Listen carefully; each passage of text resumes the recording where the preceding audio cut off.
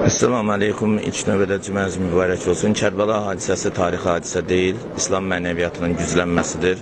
Çox təəssüf ki, İmam Hüseynin Kərbələdəki şəhid olmasını bəzi müsəlmanlar və çox təəssüf ki, bizim namaz qardaşlarımız, mömin qardaşlarımız tarixi hadisə kimi və yaxud da ki, siyasi hakimiyyətin bölüşdürülməsi kimi qiymətləndirirlər.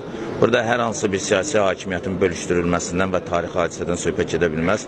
İlk növbədə nəzər diqqət salmaq lazım ki, əgər İmam Hüseyin siyasi hakimiyyətin bölüşdürülməsi məsələsini həll edirsə, Kərbəlaya, yəni Küfəyə dəvət olunarkən öz ailə üzvlərini, körpələrini qucağına alıb getməzdi. Sırf silahlı bir ordu düzəldərdi və bu mübarizəni bilirdi ki, silahlı mübarizədir və burada ölüm itim məsələsi həll olunur, yəni siyasi hakimiyyətin taliyi həll olunur. Bu sırf bir mənəvi mübarizə idi, İslamın dirçəlişi üstünü idi.